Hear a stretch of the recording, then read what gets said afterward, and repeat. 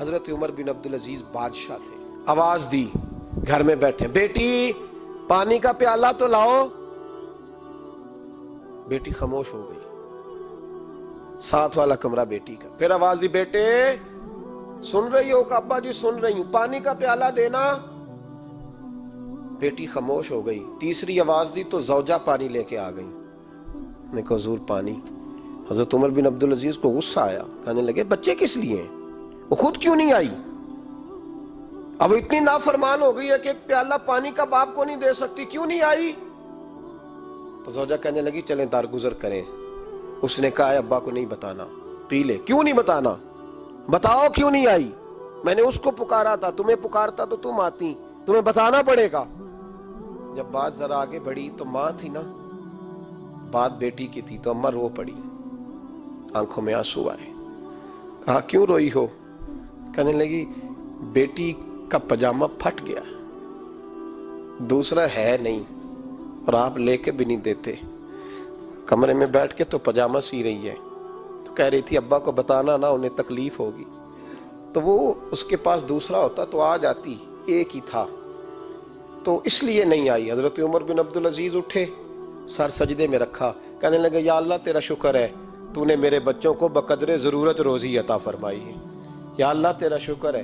ایک روایت میں نے پڑھی، کلیجہ منہ کو آیا، مصطفیٰ کریم بیٹھے تھے، تو سیدہ عائشہ صدیقہ رضی اللہ تعالیٰ نے عرض کی یا رسول اللہ صلی اللہ علیہ وسلم، وہ دیکھیں سیدہ فاطمہ آ گئی ہیں، وہ دیکھیں بی بی صاحبہ بغیر بتائے آ گئیں۔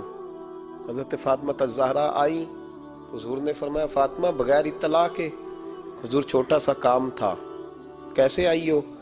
تو بی بی صاحبہ نے نا، عورتوں کا پلو ہوتا ہے نا چادر کا، پلو کھولا تو ایک روٹی بندھی ہوئی تھی، ایک روٹی چادر میں، یہاں لوگ زیور باندھتے ہیں، دولت باندھتے ہیں، ایک روٹی حضرت فاطمہ نے پلو میں باندھی، کھول کے پیش کی، کہ بیٹے یہ کیا ہے؟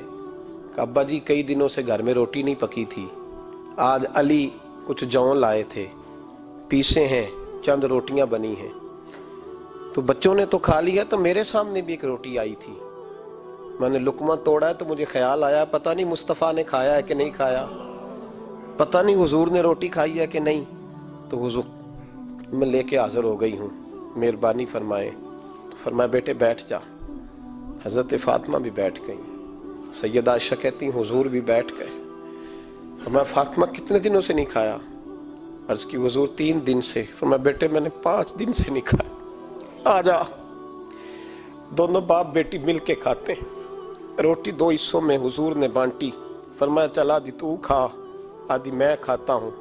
حضرت فاطمہ نے لقمہ توڑ کے منہ میں رکھا تو رو پڑی، حضور 5 دن سے نہیں کھائی۔ فرمایا بیٹے چپ کر، ہمارا دنیا سے کیا تعلق، ایک پل رہ گیا ہے، بس اللہ پھر جنت کی ساری نعمتیں عطا فرما، رونے والی بات ہی نہیں ہے اس میں، بس ہمارا کیا تعلق، ایک پل ہے، پھر مالک بڑا کچھ عطا کرے گا۔ او بھائی، جو کائنات کے مالک و مختار تھے، جو ابرو کا اشارہ کرے تو حضرت جبریل جنت کی نعمتیں لے کے آ جائیں، انہوں نے تو دنیا کی جانب توجہ ہی نہیں کی، ان کا تو خیال ہی نہیں آیا، دنیا ہی دنیا، دولت ہی دولت، ہر آدمی دولت کے ترازو میں تلنے لگا ہے۔ اب تو کلیجہ پھٹتا ہے، اب تو لوگ پوچھتے ہیں، اور میں کبھی کبھی بڑا مجبور ہوتا ہوں، آزمائش میں آ جاتا ہوں، لوگ کہتے ہیں جناب آپ سے کچھ قرآن کی آیات سننی ہے، آپ کتنے پیسے لیں گے؟ کچھ حدیثیں سننی ہیں، کیا اس کا معاوضہ ہوگا؟ آپ سے اس نبی کا نام سننا ہے جس کا آپ کھاتے ہیں، جس کے نام پر آپ نے عزتیں لی ہیں، ان کا نام سننا ہے، آپ کا ریٹ کتنا، آپ کتنے میں بیچیں گے؟ وہ نعت جو غذا ہے وہ کتنے میں بکے گی؟ جب دنیا داری کا یہ حشر ہو جائے کہ وہ رسول اگر ان کا نام نہ رہے تو ہماری سانسیں ہی نہ چلیں، ان کا نام بھی جب اس طرح کمرشل کر کے لیا جائے اور اس طرح وہ چیزیں بھی ریٹ میں آ جائیں۔